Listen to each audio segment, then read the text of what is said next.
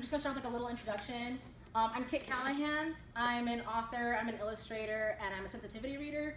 For those of you who don't know what a sensitivity reader is, basically I read over books that feature diverse representation, namely diverse representation that I physically myself experience, and will then detail any potential pitfalls or issues I see with the work. So for instance, if I'd been given a book like Blood Air, there would have been a very long write-up of things that I thought could potentially cause a Twitter call out or some other sort of backlash.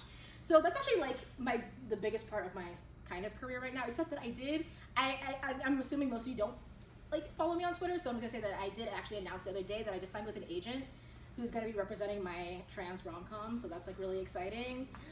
So right now that's basically what I do with my time is sensitivity read and work on my books. But yeah, so essentially what I wanted to talk about today is diversity and intersectionality, and basically how diversity in publishing and in books is generally relegated to issue books, and how that can be really unfair to marginalized creators who want to explore what our lives are actually like, because it's not like we spend 99% of our lives just sitting in a corner and suffering. So before I get super into it, I just kind of want to go over a couple terms for anyone who doesn't actually know what they mean. The first is issue books. What are issue books? Issue books are books that are primarily focused on, meaning the main plot is about political issues. So one example I always use is The Hate U Give. It's a book about police brutality and Black Lives Matter. And so it's a really important book, and it's really educational, and it can really hit home for a lot of people. But it isn't the complete experience of necessarily day-to-day life so much as it is focused on educating and moving people towards combating a political issue. Another one I want to talk about is Own Voices. That one's really important, and I use it a lot.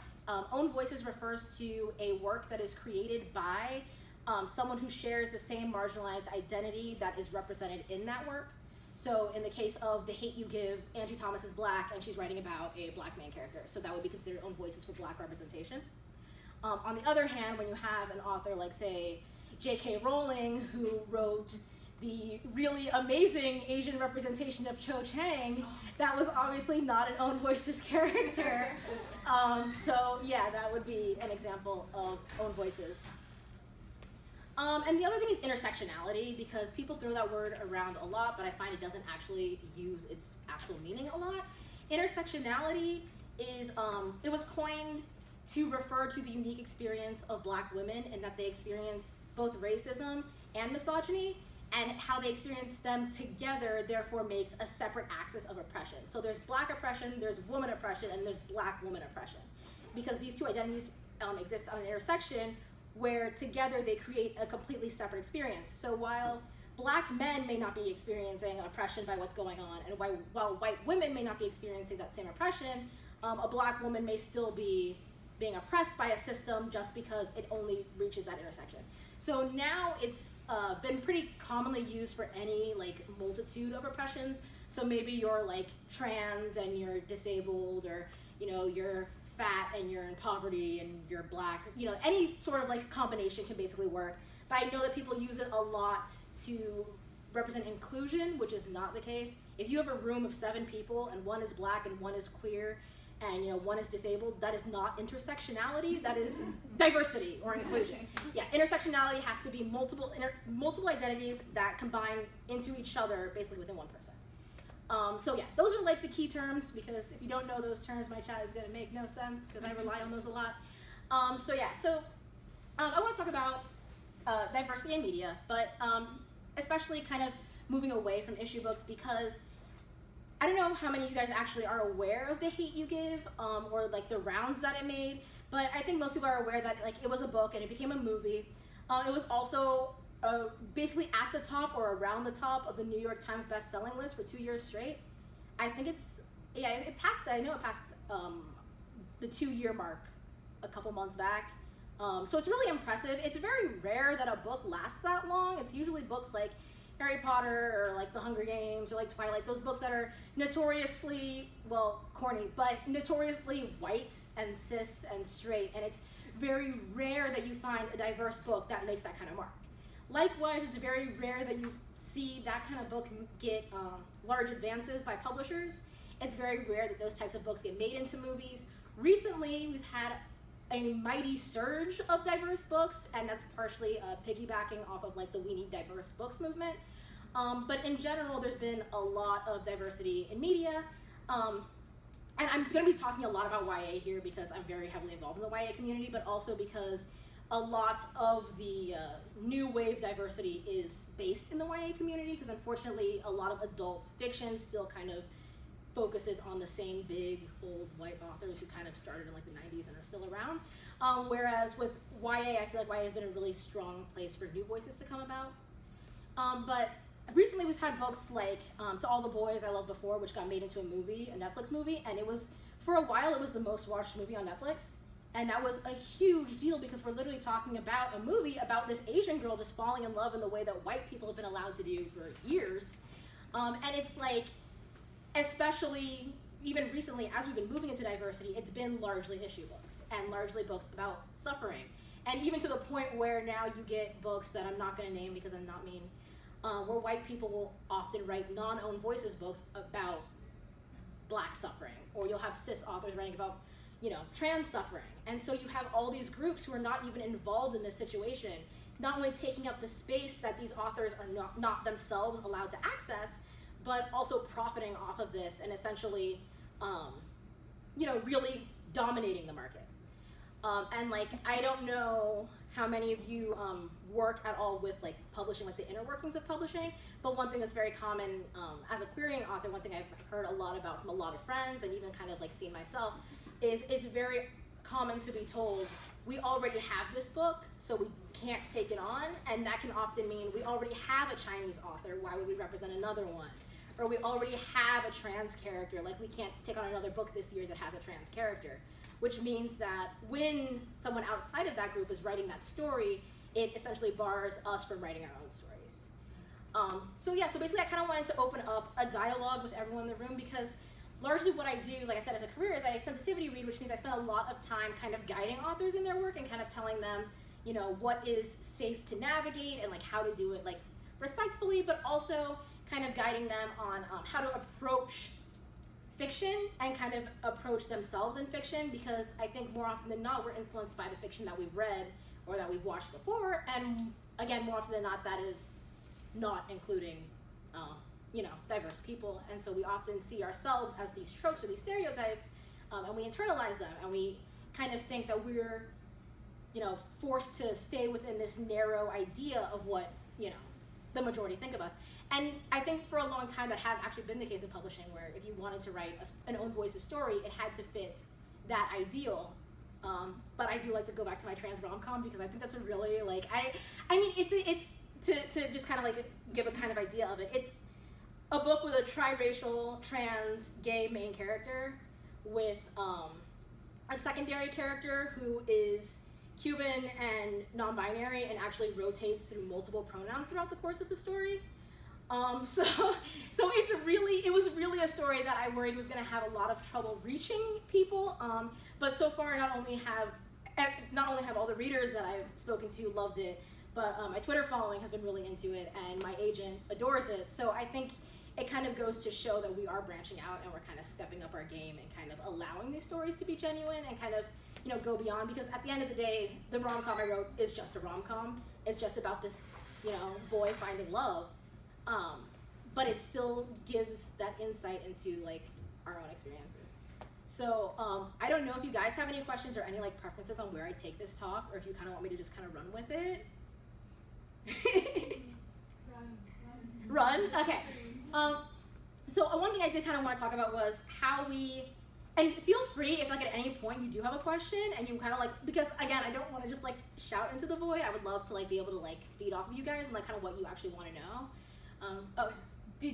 So Mark Ashiro talks a lot about how when he was going to like agents and publishers, that like a gay Mexican main character was unbelievable. Did you get lots of rejections based on believability? I got, so here's my favorite rejection that I got. Well, and it's especially fun because I think, like, if, I don't know, if are any of you guys writers? Anyone want to like raise your hand if you're a writer? Right? Okay. One thing that when you go into querying and you're like trying to like get your book to an agent, the first thing you need to do is find a support group.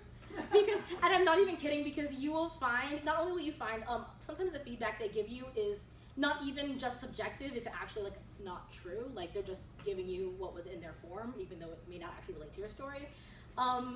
You're wondering what a form is? Okay, so when agents send you, like when you send your work to an agent, you're basically saying, hey, please consider my work for representation.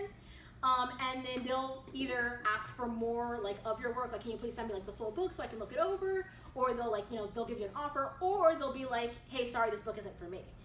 It's really common for agents to send a form rejection, which basically means, dear insert author's name here. They'll just like paste your name, or sometimes they won't. I've gotten dear blank, like they forgot to paste my name.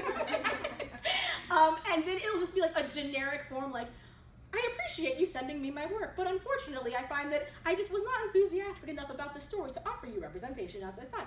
And like it basically means that agents kind of like reject in tiers based on how much time they have. There's, I really loved your book, please edit it and give it back to me. That's called a revise and resubmit. Then there's, sorry, your book was good, and like here's some things you can do to improve it, but I just can't take it. That's just a rejection, but like with feedback. Most give you a form rejection without feedback, and it basically is like what I just said. Or they give you, or you get like a CNR, which is basically means closed, no response. So you basically close out the account because they just never replied to you. So those are the most common I get. But when you get, when I was talking to like my friends about like the types of rejections and stuff they were getting, the most common one I find among people of color, namely, but also people writing a lot of intersectional type fiction, is, I'm sorry, I just couldn't relate to the voice of the character or the voice of the story. And a lot of people have been talking about this too, because it really is, it's something that I think a lot of us recognize as thinly veiled racism or thinly veiled other types of bigotry, because you have to kind of wonder why a black character doing the same things that a white character is doing are inherently unrelatable to a majority white industry.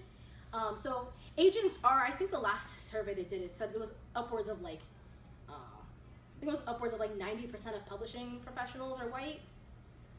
So when you're writing from a perspective that doesn't meet that, that idea, like of course, like if you read diverse books, you can kind of see how even a black even a black author writing a white character kind of has a different voice than like a white author writing a white character, simply because everything that you've lived and everything you've experienced informs the way that you write. So it's really common, I think I get, with my main characters, because all my main characters are people of color, they're all queer, they're usually all disabled.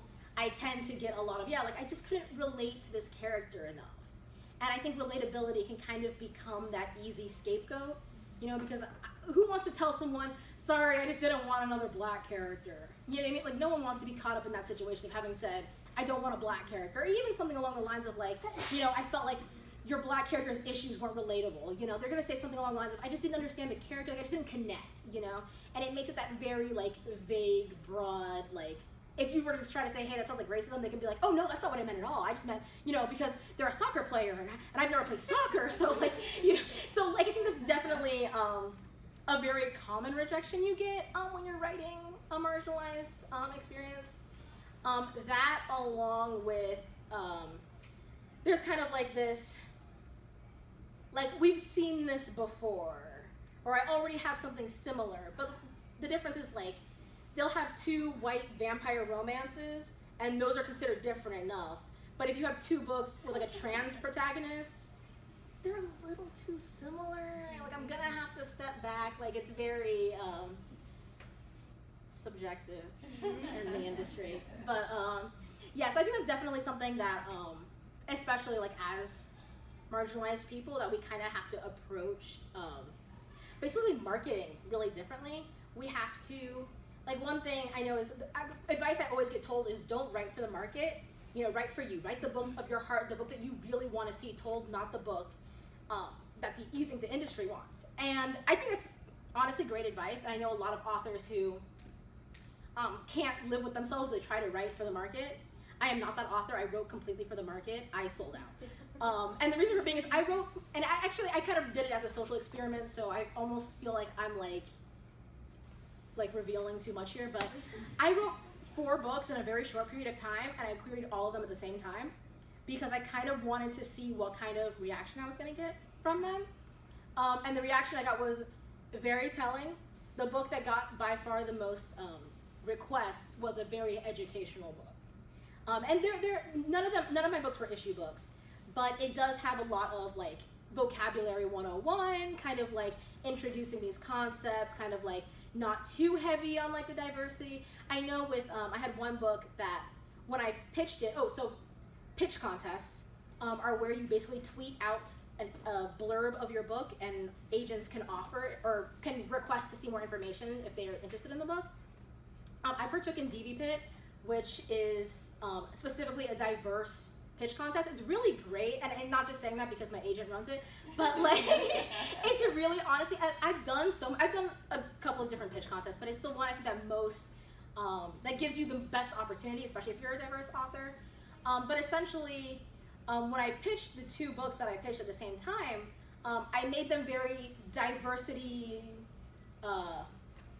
titillating. The one book was pitched as like, oh, ooh, Japanese, like check out this Japanese representation, super Japanese. I'm Japanese, by the way, so I'm not just like, yeah. No, it was like very Japanese. And the other one I was like, trans, very trans, very trans, check it out, trans, you want this. And then when I queried both of them, the one that was like Japanese was not educationally Japanese. Like I used Japanese mythology and I used like Japanese culture, but I don't really explain a lot of it. It's kind of, the given is that as an audience, I would expect you to do your own research coming into the book. That book flopped. Awful. Whereas when the trans book, which did a lot of like, this is what it means to be trans, this is, how you can discover your transness, that kind of stuff, that one got a lot more attention. So I think in general too, like not just agents, but editors and readers, of course, I think there's definitely that expectation that every book that you read about someone who's not like you is going to walk you through how to be that way. And on the one hand, it makes sense that you're not going to want to read a book that you feel that you can't understand. But I also think that as a culture, we have this tendency to see a book that we don't understand and think that's a problem with the book, instead of thinking maybe I could do a little more time understanding, this culture that I don't already know. Because at the end of the day, there is, a little Muslim kid, there is a little trans kid who already knows all of these terms and already knows all of these things. And to be given a 101 every time you see yourself in a book can feel very alienating. And it can feel like, wow, I must be something that has to be explained. I guess I'm really complicated. I guess I'm just not normal. So I do think that that's definitely something that that I think is also what makes non-issue books so important, is just focusing on stories that kind of show us as people without focusing so much on, teaching every element of ourselves.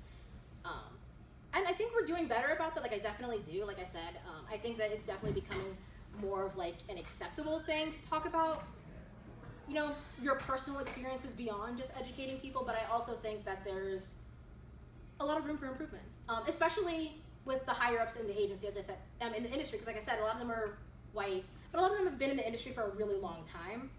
And there's a huge difference you can see between like agents who started out a couple years ago versus agents who've been around for 10, 20, 30 years, and the way they kind of approach things. Publishing moves very slowly and it changes very slowly, and it's a very old industry. So I think people are kind of just now getting into this idea that maybe the way we've done things 20, 30, 150 years ago is not necessarily the way that it needs to be done now. So, do you guys have any questions about like anything, or like do you want me to like start talking about kind of like how to approach like diversity sensitively if you want to like work on something? Yeah. Do you think that perhaps agencies or publishing companies may reject they're like, you know what, we had a Jewish disabled woman in our last novel. We don't want to seem like a company who only does Jewish disabled like books. That's just not who we are here at see, our company. I can definitely entertain the idea.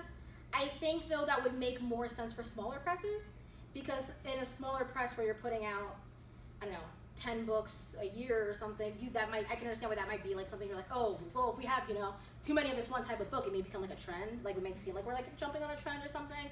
But with the big 5 publishers who own basically every major publisher, like if you walk into a Barnes & Noble and you look at the shelves, almost every book in there is published by a big 5 publisher and one of their imprints.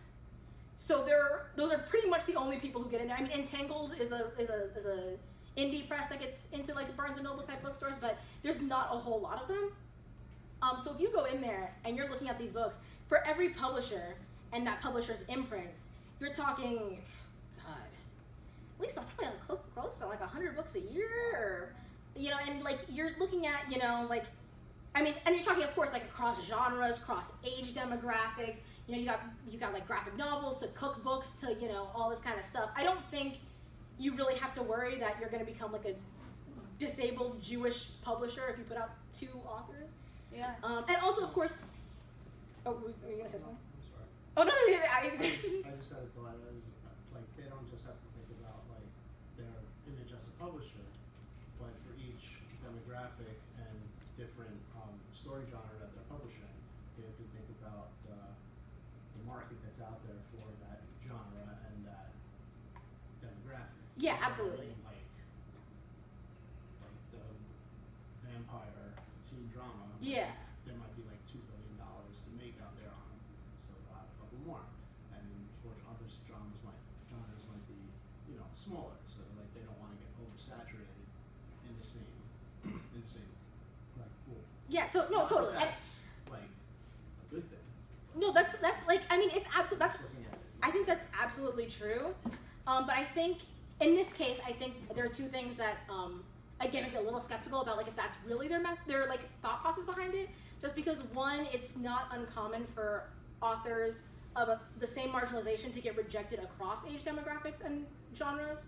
So you'll have like a YA rom-com with, you know, a Black author, and you'll have, you know, an adult fantasy with a Black author, and they might reject one or the other because of the other. Yeah. And in that case, I think that's definitely, I don't think it has to do with saturation at that point, because I think they're definitely not oversaturated in any one thing. But the other thing is that when publishers acquire a book, it usually takes about 2 years for that book to come out, and they can choose when they put it out. So sometimes publishers will acquire a book and they'll put it out, say, in 2021, but they'll acquire another book the next day and plan that one for 2022. So if their issue, you know, again, is that they're worried they're going to oversaturate the market with a certain, you know, demographic, they could always acquire both books and space them out, but they just kind of outright reject them. So I think that's definitely, again, definitely something I definitely think that saturation is an issue, because, again, at the end of the day, publishers are companies and they're trying to make money. But I think that at the same time, the reason publishers generally shy away from, you know, diverse books is because they think that the biggest demographic is non-diverse people. And so therefore they're trying to appeal to that market. But I think something that publishers are just now starting to understand is that a lot of readers don't necessarily care. Like, I'm not going to not pick up a book with a Muslim main character because they're Muslim and I'm not Muslim. You know what I mean? I'm definitely down to read a book with a Muslim main character.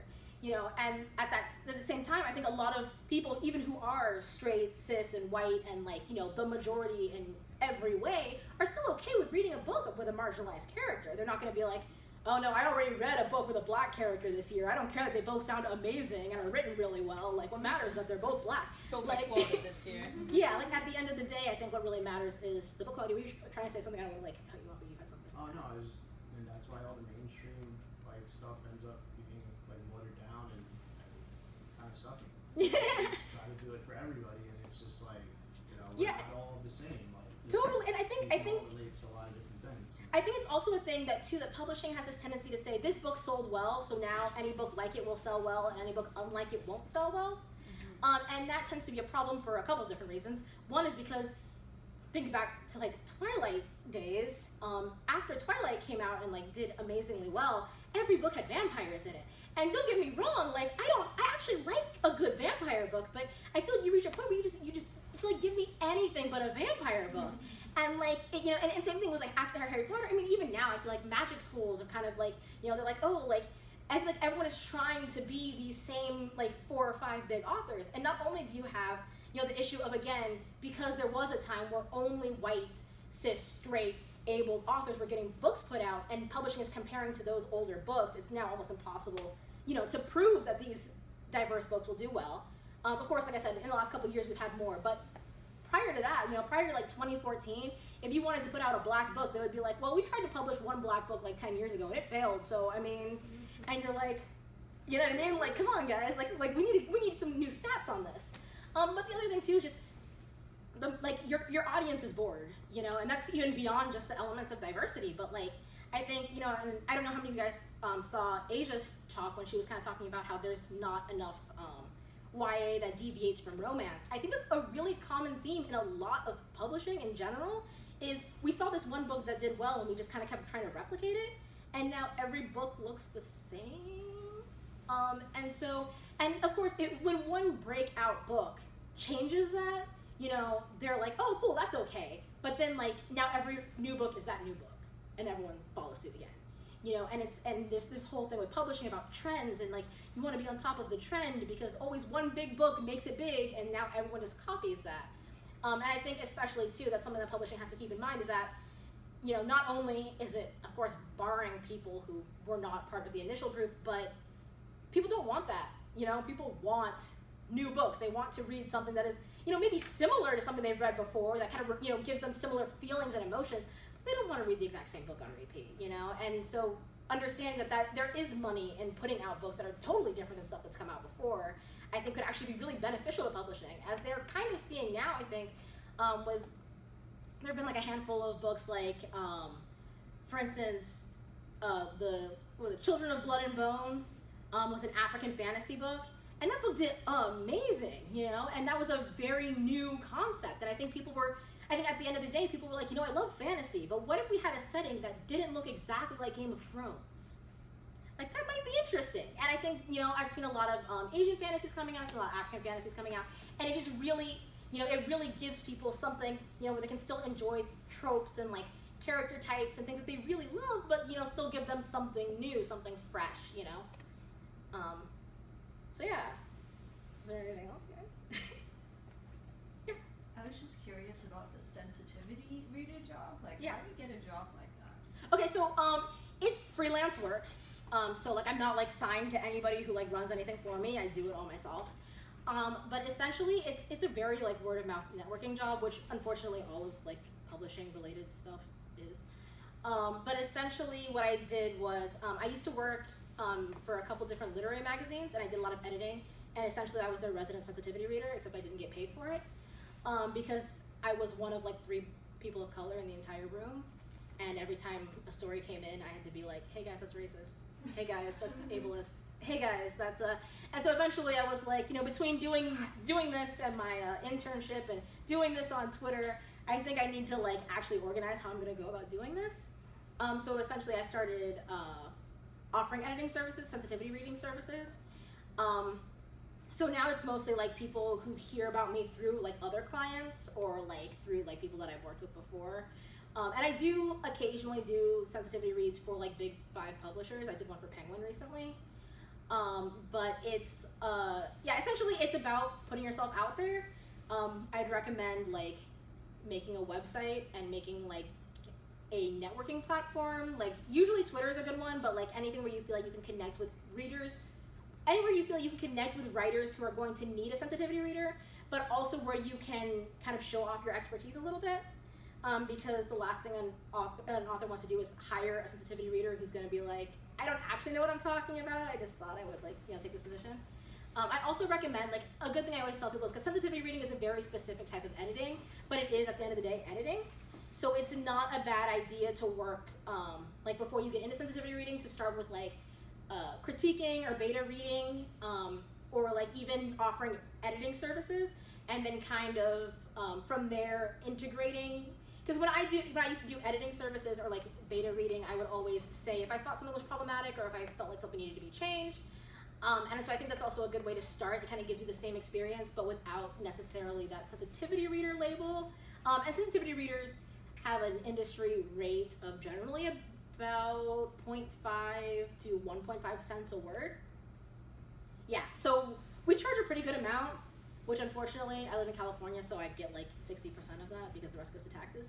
But if you, yeah, so I know a lot of people are like, oh, I'm kind of like afraid to like charge that rate because I'm like new at it. And I always say, start with editing services, you know what I mean? Because you can offer your editing services for a lot cheaper, or even just, you know, like I said, if you do like beta reading, you can do that for free.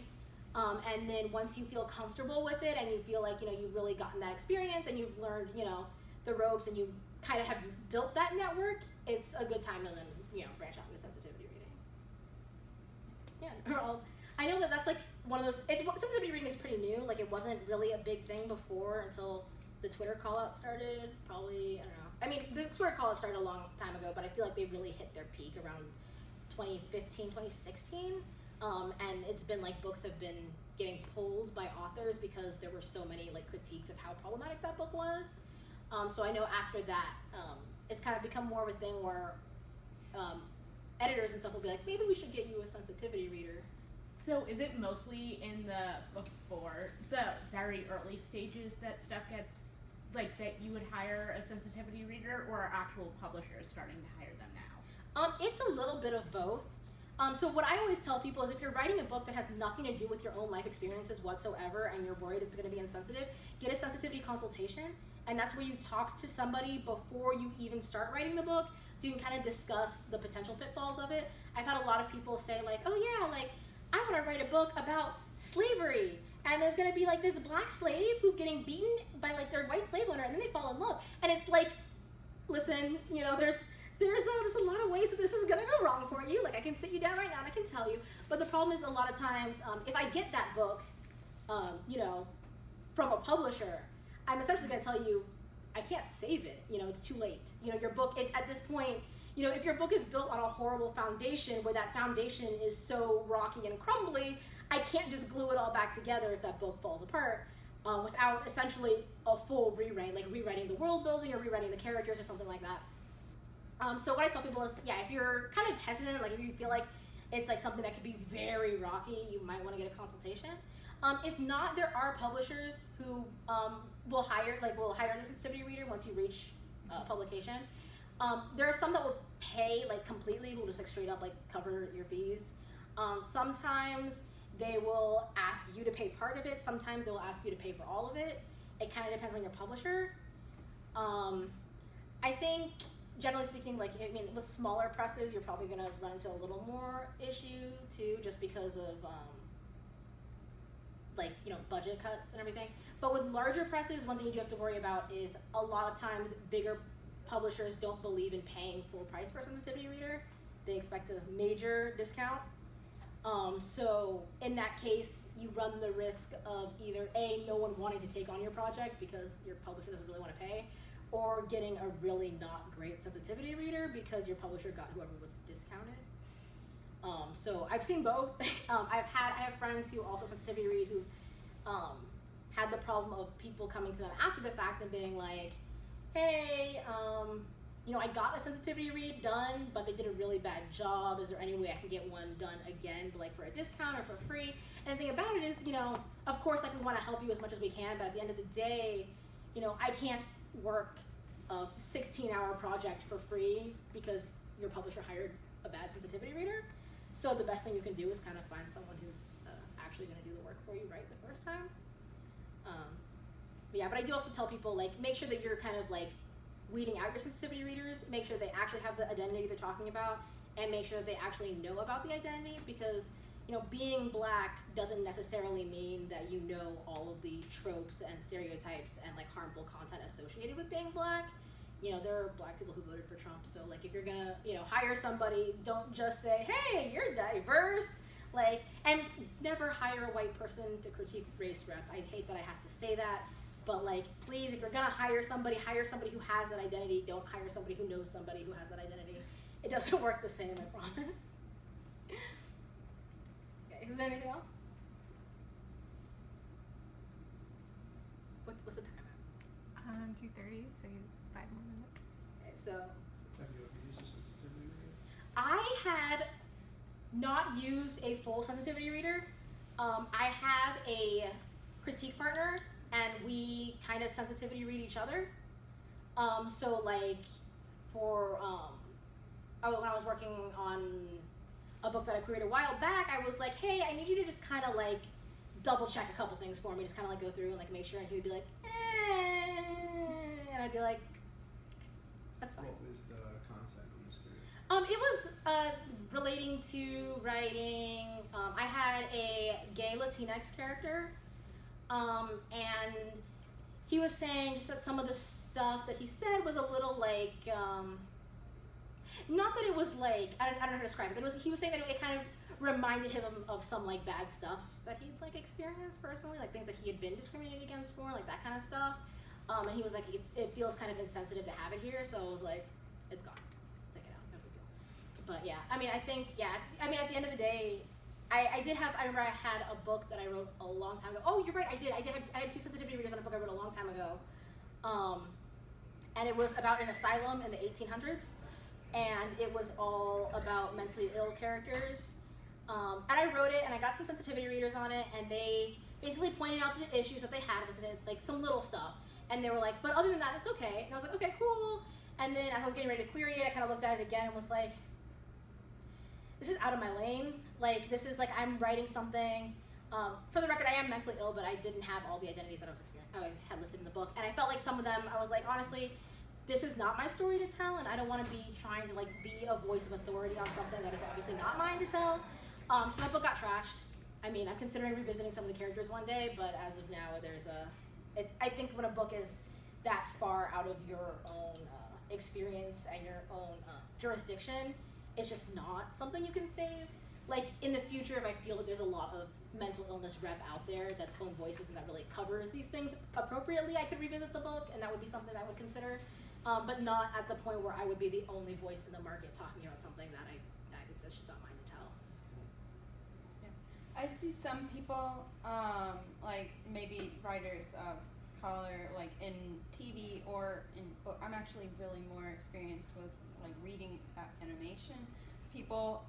Some people will say, we need our like white creators to like step up, and like I've seen some people say they want more like diversity within their works, or not like have tokenized characters. And then there's other people who are more proponents of like own voices.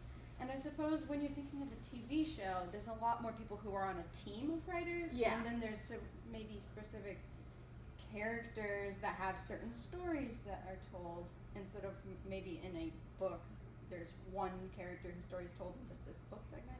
Maybe I'm thinking about 2 separate spheres, but I wanted to know your take on people bringing in like diverse characters into their stories from backgrounds that they're not experienced with. Okay, so I think there's definitely 2 parts to that. One part is if you're co-writing a book, and the person you're co-writing with has the identity and you don't have the identity, I think you're definitely, I don't feel like you're writing out of your lane, because your co-writer is now writing in their lane, so you're kind of in this case, as long as you're allowing them to kind of be the final say on whether or not it's sensitive, I think you're doing okay. So in the case of like writers' rooms where you have like 12 writers, if you're writing gay characters and you have 4 or 5 gay writers and 7 non-gay writers, I think that as long as you're letting these gay writers actually have a say, then you're okay. If you have 1 token gay writer, we're gonna have a problem. But if you have an actual support system of gay writers, I think it's okay. On the other hand, I think if you're writing by yourself, I don't think there's any reason you shouldn't include diverse characters in your stories. I think you still should. But the rule of thumb is essentially, number 1, I say always write about someone that you know. And I don't mean that as like, oh, write about your neighbor because he's really weird and stuff sometimes. But what I mean is like, if you've never met a Muslim woman in your life, please don't write about a Muslim woman. You know what I mean? These should be people that feel like real people to you. And if you've only seen or interacted with these people in books or movies written by white people or people who aren't of that identity, then what you're seeing of these people is a caricature. You're not seeing these people for who they actually are. So like, try to write people like, if you're gonna write black people, at least make sure that you know black people. And I don't mean I have a black friend, but I mean, this idea of, make sure these are people who that feel real to you because you see them in real life, you interact with them, you understand how they work, kind of thing. The other thing is, never tell someone's story for them. You can write about as many black characters as you want, but you shouldn't be trying to take the authority on what it means to be black if you are not black. So if you want to write about, a character who is black but does other things, that's fine, but just don't make it a story about, Black Lives Matter or black issues, or kind of like, focusing on what it means to be black, because it's just not something that you can know, and therefore it's not really something you could write authentically. Any way you write it, at the end of the day, even if it's not offensive, it's going to be inaccurate. So better to steer clear. Thank you very much. Thank you.